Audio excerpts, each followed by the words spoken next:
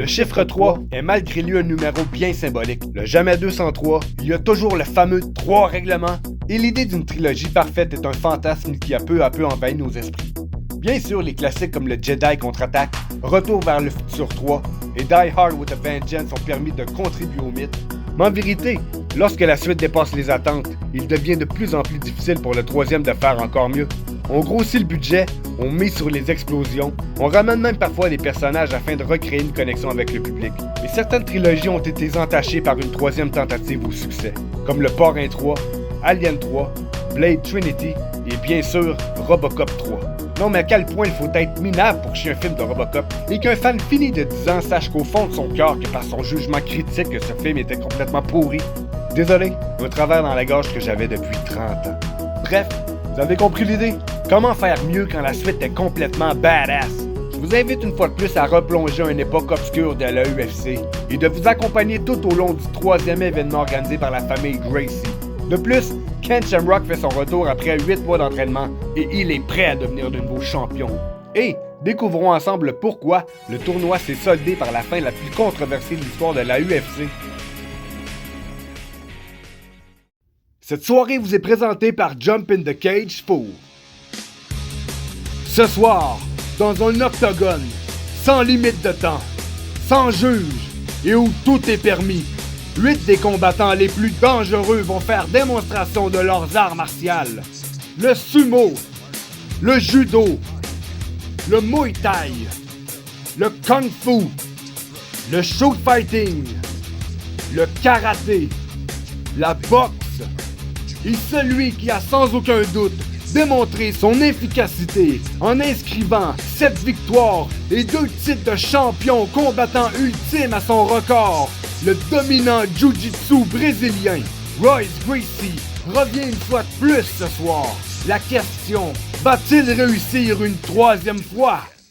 Mesdames et messieurs, ladies and gentlemen, je m'appelle Rick White et il me fait grand plaisir de revenir une troisième fois pour vous présenter The Ultimate Fighting Championship 3, The American Dream. Le rêve américain en version française pour les passionnés de MMA moins familiers avec l'anglais.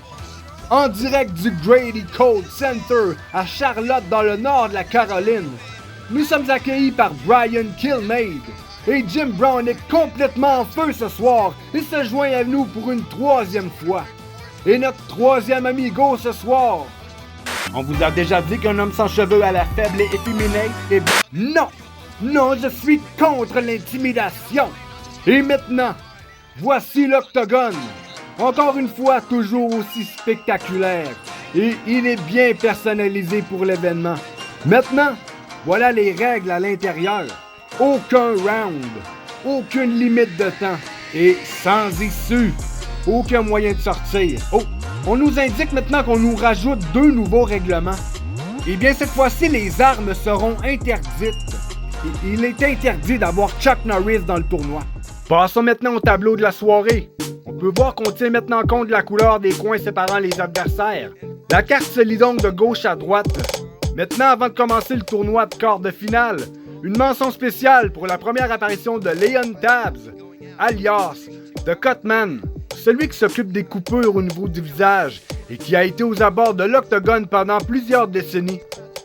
Et Big John McCarthy, qui revient pour une deuxième fois et qui sera le premier arbitre officiel de la UFC. Nous allons commencer le premier combat du quart de finale.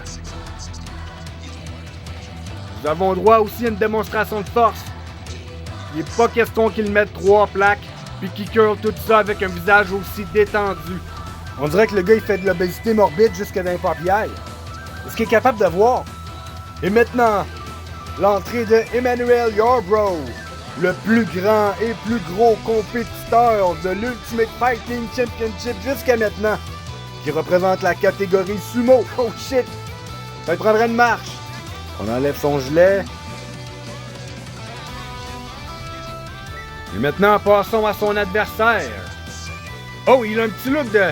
Hein, il ressemble un peu à Kyle Reese dans Terminator 1. Celui-là qui devait protéger Sarah Connor. Si jamais il avait survécu puis qu'il avait été laissé pour mort, puis qu'il devait revenir 10 ans plus tard, moi je pense que c'est lui. Ça serait lui. Kyle Reese. Et maintenant, c'est l'arrivée de Keith Hackney, alias Kyle Reese. Alors, on se souvient qu'il devait protéger Sarah Connor dans Terminator 1. Avait manqué son coup et revient maintenant 10 ans plus tard. Et maintenant, The Tale of the Tape. Emmanuel Yarbrough, 616 livres. Oh mon Dieu, qui affiche 616 livres sur la pesée. Mais c'est l'athlète le plus pesant qu'on ait jamais vu. Keith Hackney, à peu près 6 pieds, 200 livres. Un poids pas mal régulier. Et ce soir, Rich Goyne, qui est lui aussi sur son 36. On dirait James Bond. James Goyne. Rich de G-Man Goyne. Les deux combattants sont prêts. C'est Big John McCarthy qui envoie le signal. C'est commencé. Regardez le jeu de pied de Keith Hackney. Coup de pied dans les jambes d'Emmanuel Yarbrough. Oh! Oh my God! Une chop! Et c'était une chop digne de Tatanka. Emmanuel Yarbrough qui agrippe Hackney et maintenant qui en profite pour le tabasser. Et maintenant des coups visage. On dirait un nain. Se garde à distance. Oh, la cage qui ouvre! Hey, mais qu'est-ce qui se passe avec la cage qui ouvre? C'est pas supposé être une cage sans issue? Mais qu'est-ce qui s'est passé? Alors on peut voir la reprise. Regardez bien la main. Le salaud! C'est le coach d'Emmanuel Yarbrough. Les deux adversaires prennent leur distance. On tente de calculer son prochain coup. Un tomahawk chop qui ne touche pas la cible. Et Keith Hackney avec une démarche qui semble un peu sur les nerfs. On ne touche pas la cible. Emmanuel Yarbrough qui a de l'air totalement relax. On mise sur les coups dans les jambes. Kyle Reese qui a de l'air d'un nain à côté de Emmanuel Yarbrough. Coup dans les jambes. On agrippe la jambe de Keith Hackney. Et maintenant, Keith Hackney qui prend le dessus. Et on frappe sur la tête d'Emmanuel Yarbrough. Des coups de poing marteau au visage. Il va se casser le bras, le fesser comme ça. Il semble totalement oublier qu'il lui reste 3 autres membres. Il frappe à s'en casser le bras. On l'enchaîne. On éclate Emmanuel Yarbrough. On le tabasse. Par KO technique, c'est John McCarthy qui arrête le combat. Et encore une fois, c'est le plus petit qui éclate le plus gros. Alors on peut voir le tomahawk chop de Kyle Reese, direct dans la face de Emmanuel Yarbrough. Le tomahawk chop de Tatanka. Alors on peut voir les coups donnés par Keith Hackney. Et regardez bien les dents de Keith Hackney. Si jamais vous vous retrouvez dans un incident de rage au volant, tenez-vous loin de quelqu'un qui a une dentition comme Keith Hackney. Ce sont des hommes enragés. Ils n'ont qu'une mission, détruire et défendre le futur. Et c'est Keith Hackney, alias Kyle Reese, qui avance en semi-finale pour protéger le futur de l'humanité.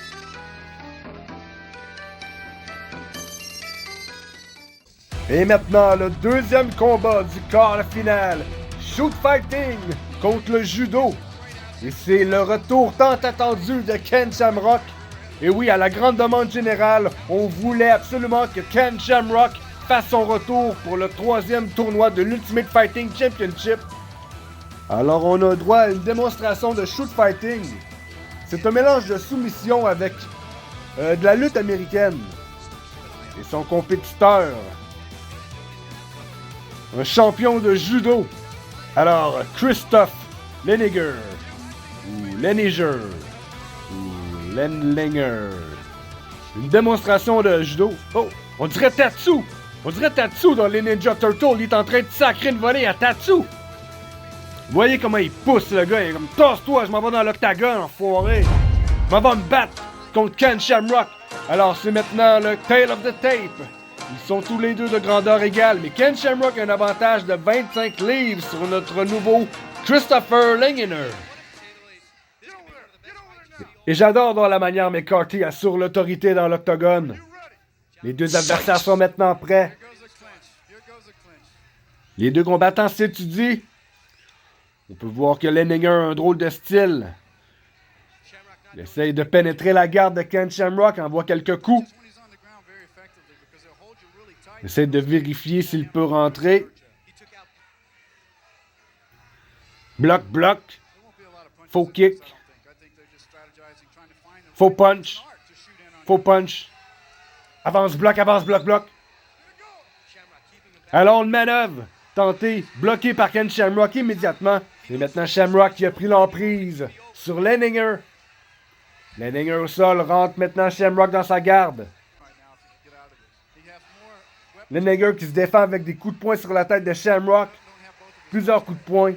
Et regardez bien Shamrock qui se place le visage sur le torse de Leininger afin de se protéger des coups. Limiter l'impact des coups.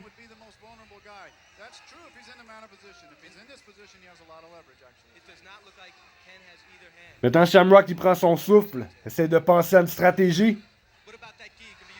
Envoie quelques coups au visage de Leininger.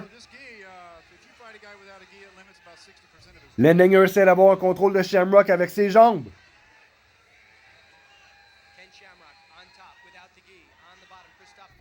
Shamrock réfléchit, un bon coup de tête au niveau... Oh, et c'est Leininger qui riposte également.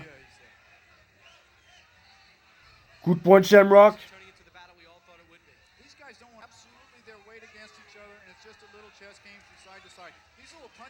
Des coups qui font pas très mal, mais qui sont agaçants pour Shamrock. Leininger qui garde quand même un certain contrôle de Shamrock. Shamrock qui reprend le contrôle. Il est maintenant sur le dos de Leininger. Il pourrait procéder à un étranglement. On change de stratégie. Oh, Leininger qui se revire. Shamrock est sur le dessus de Leininger. Des coups au visage. Des bons coups sur la tête. Des coups directement dans le visage. Comme on dit, les coups sur la tête, c'est plus dérangeant. Leininger qui essaie de se positionner d'une autre manière. Il est maintenant coté sur la cage. Ça va être très difficile pour lui de bouger de là. Ken Shamrock est en parfait contrôle de Leininger. Il frappe. Des coups de poing.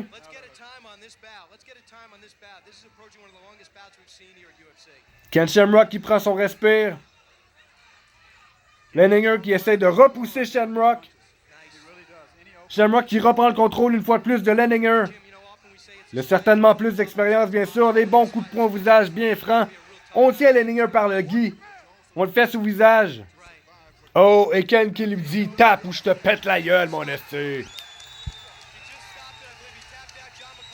Victoire de Ken Shamrock. Alors on peut voir la reprise. Des coups sur la tête de Leininger. Des coups au visage. Leininger qui essaie de changer de position. Leininger qui tape.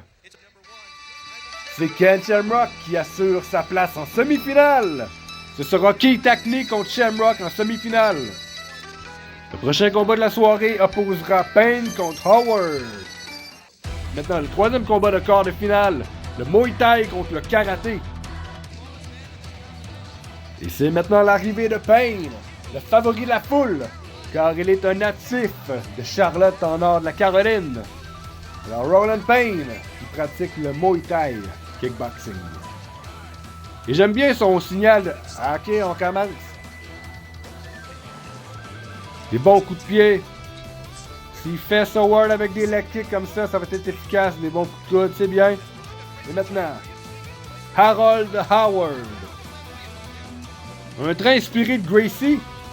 Visiblement un athlète de chez nous. J'aime bien son manager avec un style à l'André Ducharme. Un visage très menaçant, très agressif. Et j'adore dans la démonstration comment il frappe son ami dans le visage. Coup de poing dans le sac de sable. On le déchire. Car vous savez quoi, les amis? Je veux tes vêtements, tes bottes et ta moto. Cet enfoiré est le Terminator. Oh yeah, baby. André Ducharme une fois de plus. Et maintenant, The Tale of the Tape. C'est Howard qui est tout en avantage sur Payne avec 5 pouces de plus à la mesure et 25 livres sur la pesée. Et Howard a juste 36 ans. Mon Dieu, j'en approche 40 et j'ai l'air d'en avoir 10 de moins que lui. Fight! On envoie le signal. Un style... Oh, des bons leg kicks de Payne. Oh, pris en guillotine par Howard. On tente un kick au visage, mais repris par Payne. Une bonne défense. C'est maintenant Payne qui prend le contrôle de Howard. Il est sur le dessus. Ne sachant pas trop quoi faire. C'est Howard qui réplique, reprend le revers. On tente une souplesse. Des coups dans le dos. Oh! Une genre de souplesse style DDT de la WWF. On envoie des kicks. Et c'est Howard qui réplique avec des coups au visage de Payne. Un uppercut. Crochet, crochet. Et... Finish him. un coup d'avant-bras sur la tempe. C'est Howard qui gagne. Et on peut voir la reprise. Un uppercut. Un crochet qui touche le menton et ensuite la tempe.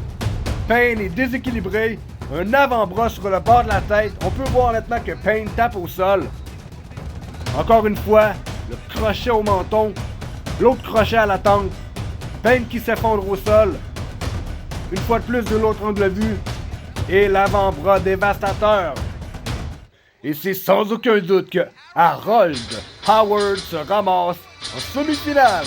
Alors, mesdames et messieurs, pour la finale, on oublie Shamrock, on oublie Gracie. Ça va être Keith Acme alias Reeves contre Howard, le Terminator, pour jouer le futur de l'humanité. Maintenant, le quatrième combat de quart de finale, le Jiu-Jitsu contre le Kung Fu. Et voilà une démonstration de Jiu-Jitsu. Clairement, ceux qui ont commencé à suivre les capsules de Jump in the Cage 4 commencent à être habitués de voir ces démonstrations de Jiu-Jitsu. Voici l'arrivée de Royce Gracie, le champion 2 fois Ultimate Fighting Championship de la UFC. Le premier contesté. On peut voir que le vieux bonhomme a de la difficulté. Amenez-lui une marche. Et maintenant, Kimo. Toute qu'une pièce d'homme, remplie de boutons de stéroïdes. Et regardez bien ses manœuvres. Je sais vraiment pas à quoi ça sert. Il raconte qu'il se bat également pour faire connaître la grandeur de Dieu. Je les adore, ceux-là. Au nom du Père, du Fils et du Saint-Esprit, tu vas te ramasser la face pleine de sang, mon esti. Et maintenant, pour préciser, la chanson de chaque combattant utilisé est toujours la même. Aucun combattant n'a une chanson personnalisée comme il se voit aujourd'hui. Mais avec l'arrivée de Kimo, nous sommes clairement témoins de quelque chose de plus théâtral. Quelque chose qui ressemble à la WWF, ce qui n'a rien à voir avec la UFC. J'aime également comment personne ne sait quoi faire avec la croix et le gars dit « Hey, mets pas ça dans ma face! » Alors on dévoile Kimo. On dirait que nous sommes rendus au boss de la fin dans un jeu vidéo. Backstreet Fighter Blood Cap, le jeu de violence par excellence. Ah ouais, bien joué à Backstreet Fighter Blood Cap, man. Ok, mais là, je prends Kimo, c'est plus fort. Prends pas Kimo comme d'habitude, est-ce que Ok, prends pas Kimo, mais par contre, faut que tu choisisses ton bonhomme en premier. Moi, je demande, est-ce que tricheur? Alors une entrée très particulière et très distinguée pour Kimo. Et maintenant, The Tale of the Tape. On peut voir que Kimo a un bon avantage sur Royce Gracie. Un pouce de plus en grandeur et 60 livres en poids. Alors ce sera un adversaire coriace pour Gracie. C'est maintenant John McCarthy qui envoie le signal. Les deux combattants sont maintenant prêts. Kimo qui se jette sur Gracie. Un coup de poing manqué. Et Gracie qui attrape Kimo. On le projette contre la cage. Gracie qui se défend comme un lion. C'est très impressionnant de voir la différence de poids. Et malgré tout, Gracie qui est quand même capable de repousser Kimo. Un coup de poing. Hey, mais qu'est-ce qui se passe? Pour la deuxième fois ce soir, la cage ouvre. Il y a vraiment un problème avec la porte. Et Gracie qui continue d'avoir un contrôle sur Kimo. Malgré la différence notable de poids et de grandeur. Et on peut bien voir avec l'angle de vue. Et Gracie qui essaie d'amener Kimo au sol avec une jambette.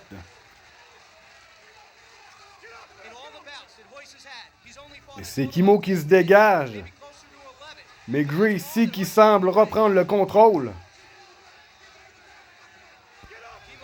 Et McCarthy qui avertit le coin de Kimo de se tasser. Les conseils sont interdits. Gracie qui est toujours en plein contrôle de Kimo. Coup de tête au visage. Et à noter que jusqu'à présent, c'est Kimo qui s'est tenu le plus longtemps debout contre Gracie. On essaie toujours de faire tomber Kimo. Car faut pas oublier que Gracie, lorsqu'une fois qu'il est au sol, il est dans son élément. On essaie de le faire tomber. Et c'est Kimo qui prend maintenant l'avantage de Gracie. On prend maintenant son dos. C'est maintenant Kimo qui a le dos de Gracie. On essaye, on tente peut-être un étranglement. Gracie est en mauvaise posture. Mais Gracie a quand même l'expérience pour pouvoir se sortir de là.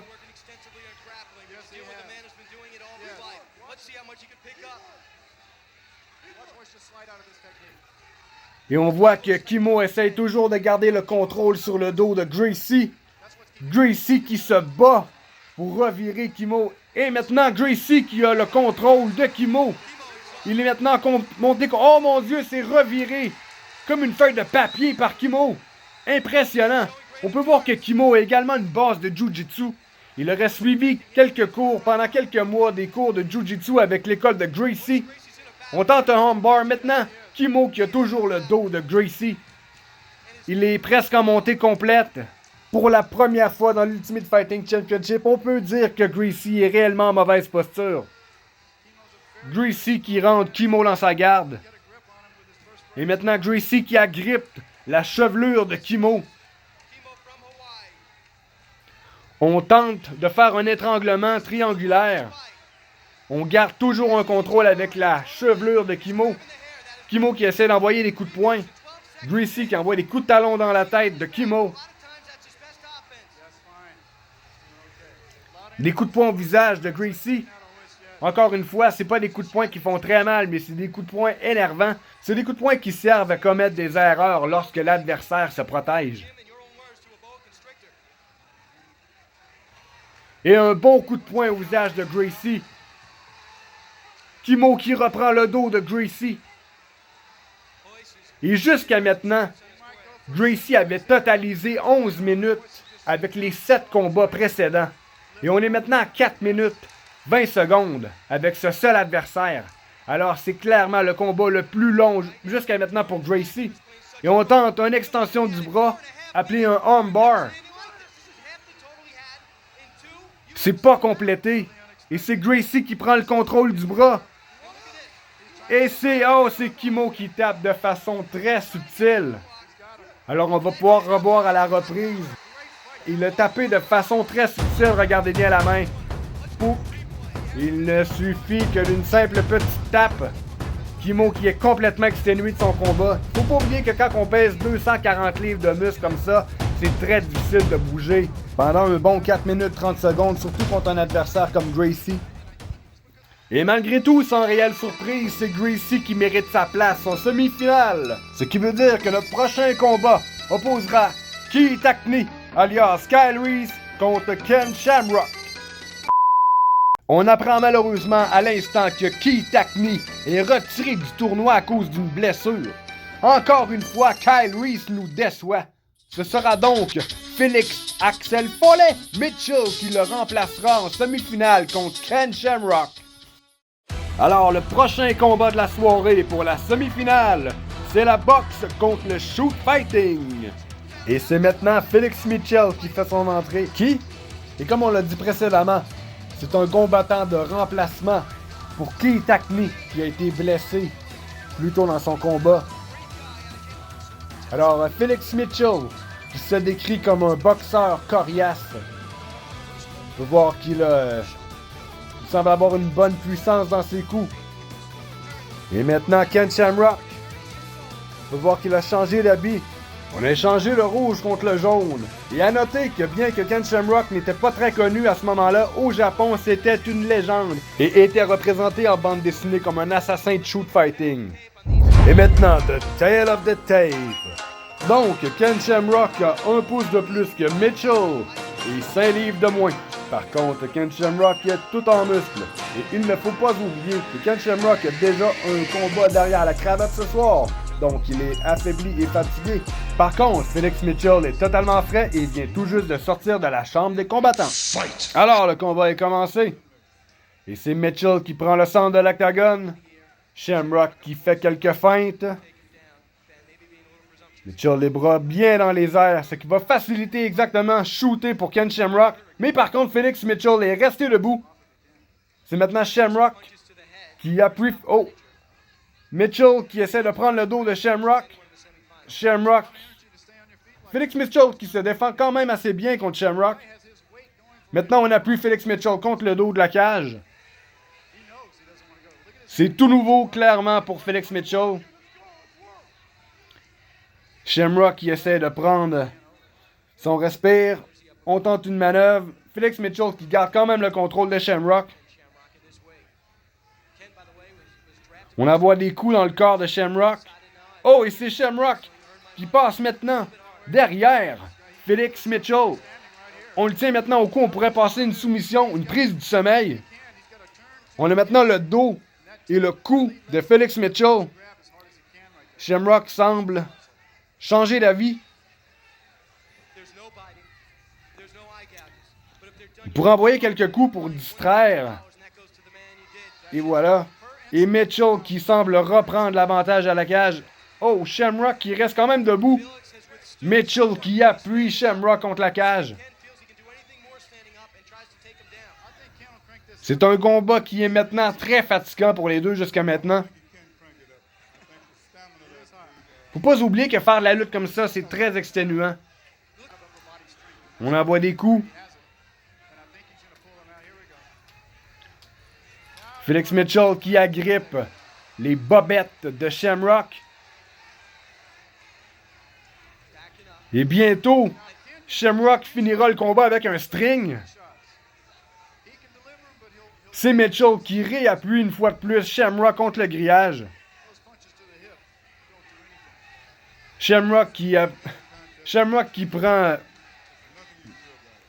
s'agrippe également aux culottes de Mitchell. Oh, et maintenant, on a presque un full moon de Shamrock. Une chance que Shamrock avait une paire de bobettes en dessous de ses bobettes jaunes. Maintenant, Shamrock qui est en montée complète. C'est Mitchell qui donne le dos à Shamrock et c'est une erreur. Parce que Shamrock est quelqu'un de qualifié. Ça sera pas très long que Mitchell va abandonner. Une prise du sommeil bien exécutée. Mitchell qui abandonne. Et Shamrock qui se qualifie pour la finale. Alors on peut voir la reprise. Une prise du sommeil bien serrée. Notre ami Mitchell n'a pas eu d'autre choix que d'abandonner. Aussitôt frais sorti du four, aussitôt frais retourné dans le four.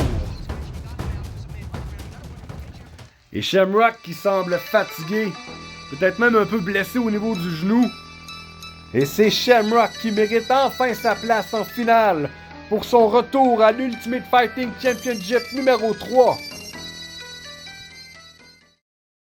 Et maintenant, notre prochain combat de semi-finale, le karaté opposé au jiu-jitsu brésilien. Et c'est maintenant l'arrivée de Harold Howard. Alors on peut dire que c'est une entrée qui est beaucoup inspirée par celle du train brésilien de Gracie. Et c'est maintenant Howard qui est prêt pour son combat de semi-finale contre le champion Royce Gracie. Et blague à part, Howard donne une entrevue. Il semble plutôt d'un homme très sympathique, très articulé et très respectueux des arts martiaux mixtes. Et maintenant, c'est le train brésilien de la famille Gracie qui prend place pour la deuxième fois ce soir. Et on peut voir un Royce Gracie qui semble très fatigué, exténué de son premier combat contre Chimo. Les deux adversaires dans l'octogone. Et maintenant, The Tale of the Tape. Alors, Harold Howard a un avantage de 1 pouce sur Gracie et un avantage de 50 livres. Alors, une fois de plus, ce sera un combat qui va être exténuant pour Gracie face à un adversaire encore plus grand et plus gros. Harold Howard qui a de l'air très confiant. Rich Gunn qui fait les présentations. Gracie qui a de l'air très fatigué. Oh, et maintenant, un signe de la main venant du clan Gracie. On parle à John McCarthy. On semble expliquer que Gracie semble visiblement trop fatigué pour combattre. Alors c'est John McCarthy qui se charge de la nouvelle pour aller annoncer à l'écurie du clan Howard qu'ils ont gagné par défaut. Alors on peut voir que Harold est très déçu de la nouvelle, même si son clan est très content qu'il monte en finale. Ce qu'il voulait, c'était la compétition contre Gracie. Alors, tout l'honneur revient à Howard. Il cherchait un combat dans la compétition et l'honneur plutôt qu'une victoire dans la facilité. Donc, notre combat de finale opposera le retour de Ken Shamrock pour l'Ultimate Fighting Championship 3 contre Harold Howard. Et tout à coup, pour une raison inconnue, Kimo et son acolyte pointent dans l'octogone pour se donner le crédit de la défaite de Gracie, ce qui n'a absolument rien à voir. Le petit gros, comme on dit, qui fait de l'attitude.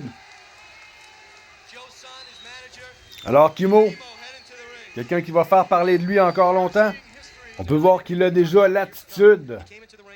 Quelqu'un qui pourrait monter facilement avec du charisme. Et je veux pas vendre le punch, mais il y a également son acolyte qui va revenir dans l'Ultimate Fighting Championship numéro 4.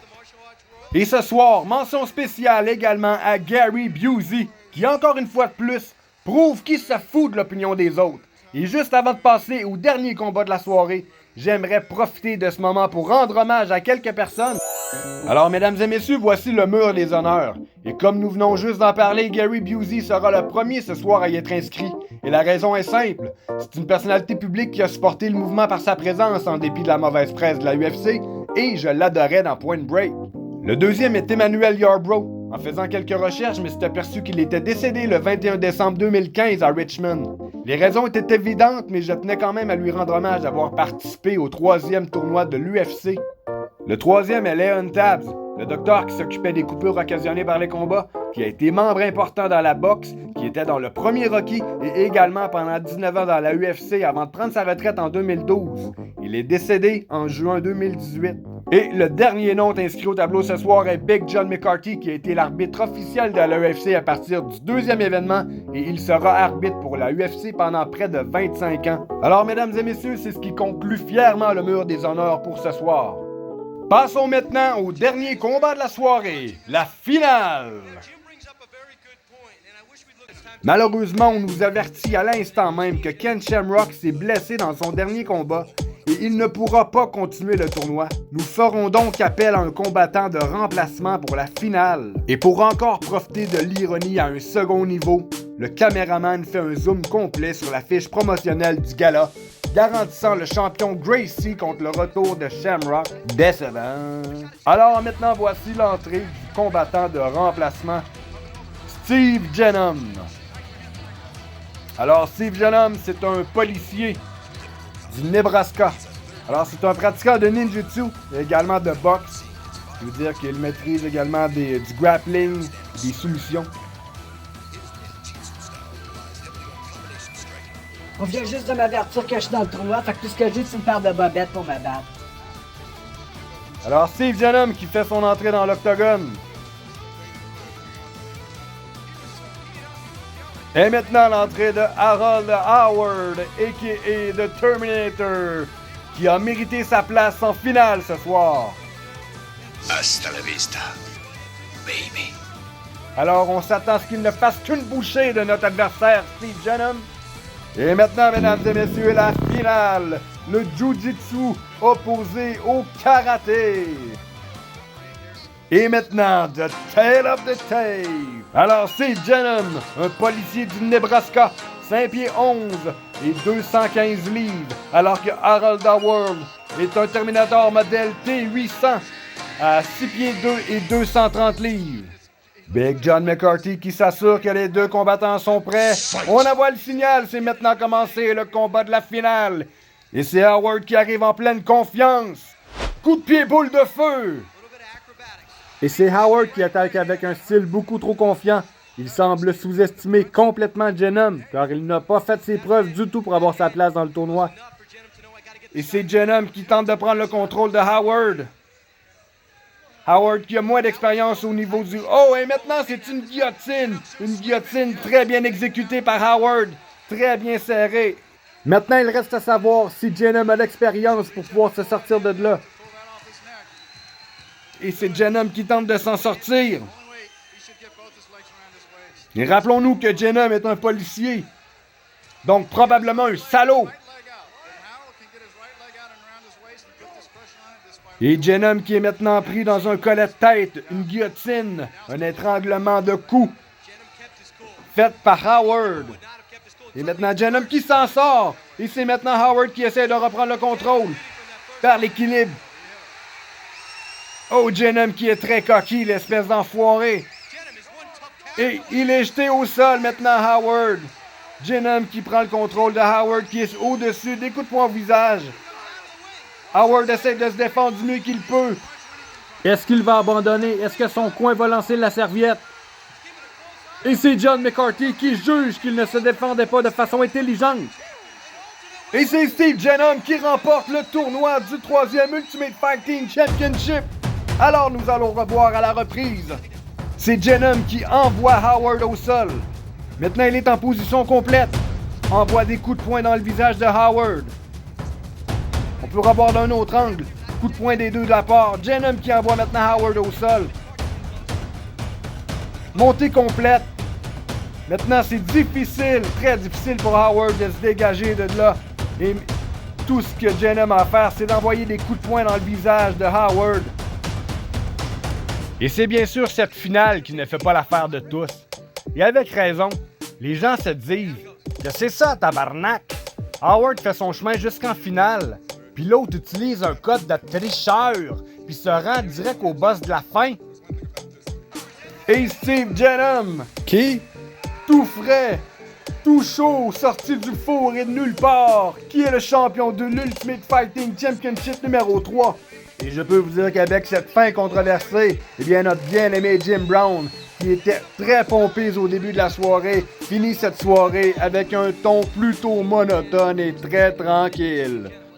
Steve Venom, l'heureux champion d'un chèque de 60 000 $, ce qui équivaut environ à 170 000 $ canadiens aujourd'hui, et pour un seul combat. Vache! On peut dire qu'il a clairement eu de la chance. Vache! L'Ultimate Fighting Championship numéro 3 est mémorable dans tout son ensemble. Que ce soit par la diversité des combattants dignes d'un jeu vidéo, ou bien l'abandon surprise de Gracie, ou cette fin avec ce nouveau combattant, digne d'une série qui fait mourir un personnage pour engager un comédien moins cher, mais au final, se plante.